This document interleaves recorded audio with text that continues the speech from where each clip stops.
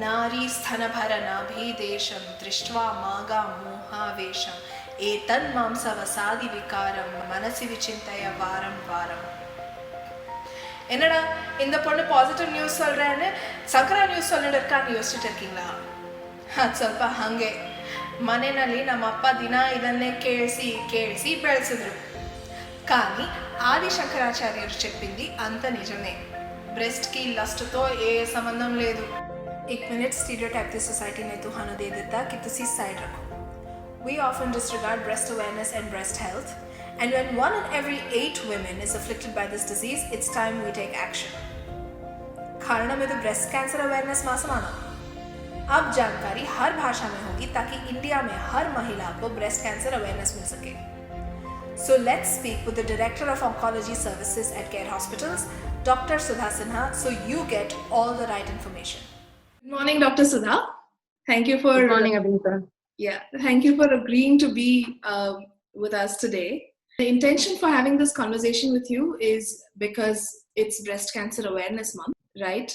And we just wanted our viewers to have a little bit of a perspective of what they can do to prevent breast cancer and what is it that they need to be aware of, right? Sure. You're the Director of Oncology Services at Care Hospitals, right? That's correct.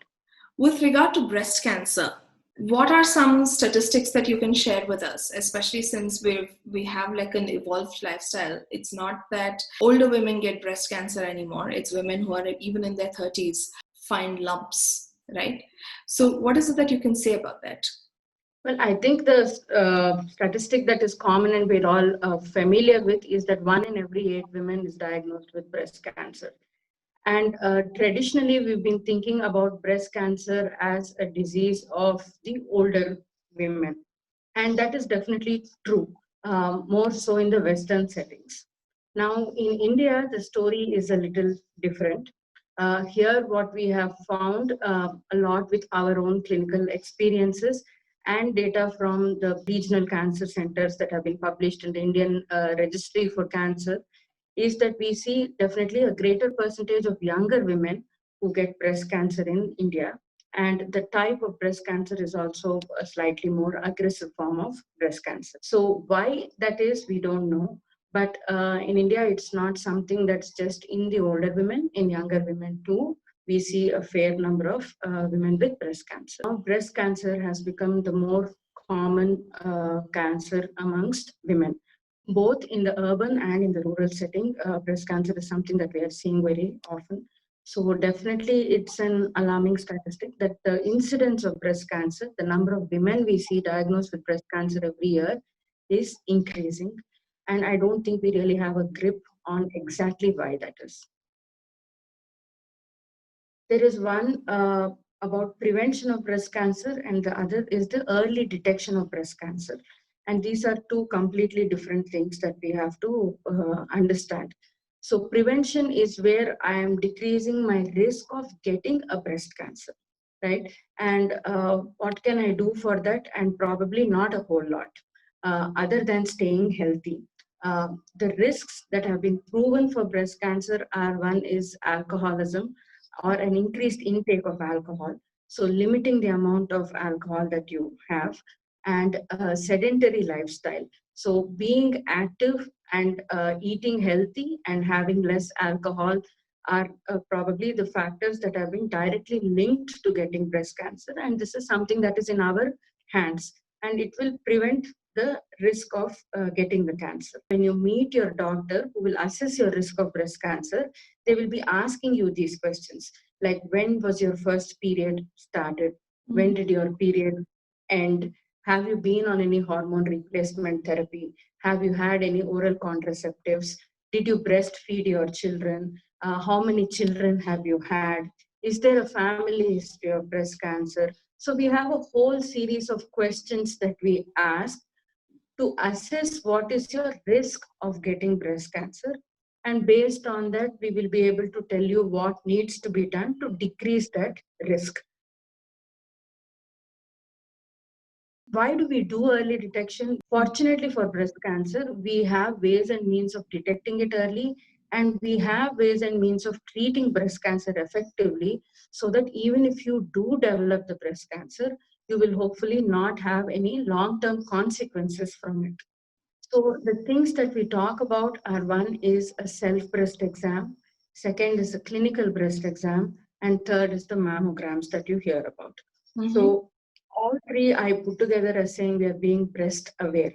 Okay. So if you are doing a self breast exam, do I really save lives? And probably not.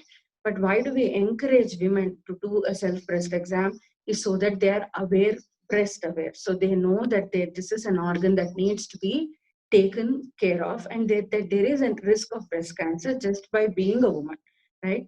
So doing a self breast exam every month helps you to be breast aware. It also helps you to understand your breast anatomy and how it feels, so that even if there is a smaller difference in the way your breast is feeling, you will be able to consult a doctor. So if you don't do a self breast exam, usually it is your lump has to be at least 2 centimeters in size by the time you start feeling it. Okay, so you need to be aware of how your breast feels, so that if there are any minor differences, you will be more sensitive towards it. So, and the best time to do a self breast exam is at 1 or 2 days after your period is over. Yes. But the goal is to be breast aware. Second is a clinical breast exam, which you do yearly once or once in 2 years based on what age group you're in, because doctors are trained to examine the breast and we might be able to catch something that is smaller in size. Third is the mammography and ultrasound screening that we do for breast cancers. So as of now, various organizations have different recommendations on when to start doing mammographic screening. But I think almost everybody would agree that once you cross the age of 45, you should be starting the mammography screenings, either yearly or at least once in every 2 years. Okay, so I think catching it earlier, definitely the survival improves, right? So having a breast cancer that is 5 millimeters in size is definitely better than having been diagnosed with a breast cancer that is 3.5 centimeters in size. So the idea of doing mammographic screenings is to detect the smaller sized, the cancers at a smaller size, so that one is you improve your chances of survival from the breast cancer, and second is also that your treatment will decrease, right? So the bigger the tumor size, the more interventions that I have to make. So if it's a smaller size, I might do breast conservation surgery. If it's a bigger size, I might have to lean towards removing the entire breast. If it's a smaller size, I might not need any further treatment other than the surgery. If it's a bigger size, I might have to give chemotherapies and targeted therapies and tablets and whatnot to improve our chances of survival from that cancer. So the smaller we detect, the better our chances of survival. So definitely we have to catch them young. We are not very comfortable talking about breasts. In fact, this time, maybe a couple of years ago, I would not say breast out loud. You know, there is a barrier in our, peer-to-peer communication, right? And even when we want to talk about breast cancer awareness or breast health or even breastfeeding, especially to socioeconomic groups that need the awareness, we either have to be overly aggressive about it, or we have to make it sound so educated that it's probably going over their heads, right? Is there anything that you can say that would alleviate the discomfort around people speaking about breasts? I know you see a lot of your patients, right? And if you see their husbands or any other men around them, it's possible that, they take a pause before saying breast, or they replace breast with chest, So what is it that you want to tell people about, being comfortable with female mammary glands, Well, I will take it one step before female mammary glands and breast, is that I think it's time we started being comfortable about the word cancer itself. Okay, so for me, the stigma is not breast. The stigma is the cancer that comes with the breast. So we find a fair number of patients who don't want to use the word cancer. They will say tumor, they will say that thing, they will say she had this, but they will not use the word cancer. They might even say malignant, they will say growth, lesion, but they will not use the word cancer. So I think culturally, we have to first accept cancer like the way we accept a heart attack or we accept a stroke, right? So this is something that is that there shouldn't be a taboo with the word cancer at all. And unless we do that, I don't know how we will break the taboo about breast cancer. There are a lot of misconceptions regarding cancer in our society. One is that it's contagious. Second is that if there's a lot of social stigma. So if I have a diagnosis of cancer, I don't want anybody to know because maybe my landlord will evict me from my house. Okay, maybe my daughter will not get married because I have a history of cancer, and that she might be at risk. Like how you say there's a family history of cancer, then maybe you will get it, right? Yeah. So you are worried about the social consequences of having a diagnosis of cancer. So we beat that with cardiovascular disease, and we should do that with cancer also. Like a heart attack doesn't spread, a cancer also does not spread. So that awareness about that comfort with talking about cancer should come first before we talk about breast and breast cancer. Now, coming to the breast cancer as such, I think we cannot have an isolated uh, cultural revolution for breast cancer itself.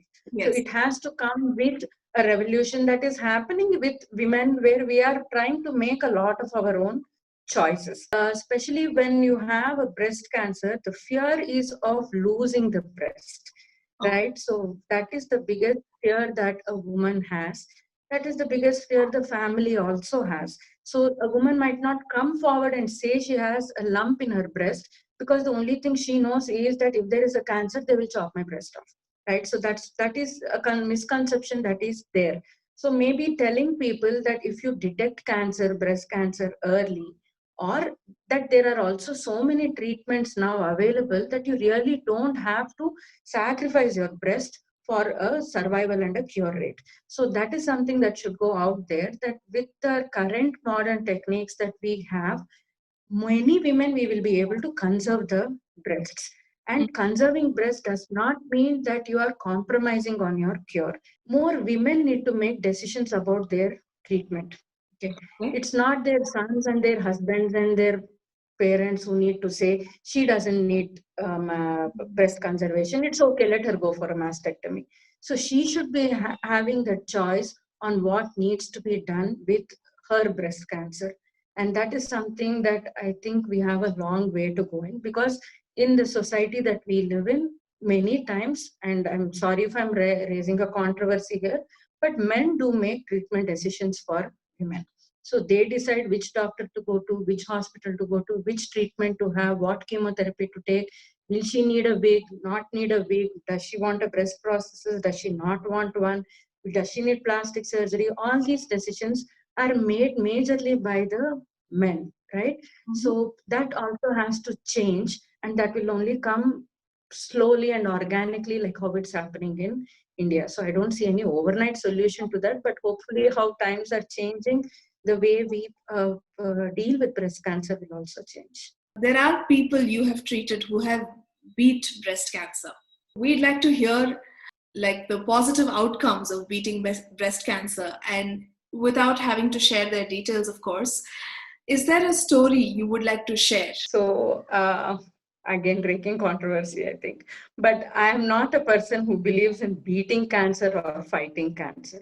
I think diagnosing a cancer and facing it, and with such grit and determination that the women do it, that's it itself is a feat. And we should not be using the words beat or fight for cancer. So, being with cancer and coping with cancer and managing to lead normal lives itself is a major victory for most women. For me, that way, every woman is a survivor.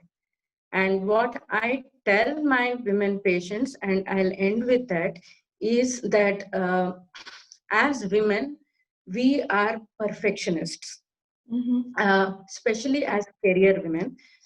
And that's the group of patients that I'm seeing more and more nowadays, is that we want everything right because we have fought to be where we are, right? So you want to be perfect in your home, you want to be the perfect wife, you want to have the perfect house, you want to do everything for your children, you want your perfect job, you want your perfect career, and you want everything to happen as per your plan. And sometimes it doesn't. You need to be graceful in taking help during this period of cancer and not try and be a superwoman, right? So it's you're going through a major diagnosis. You don't have to beat it or fight it. Okay.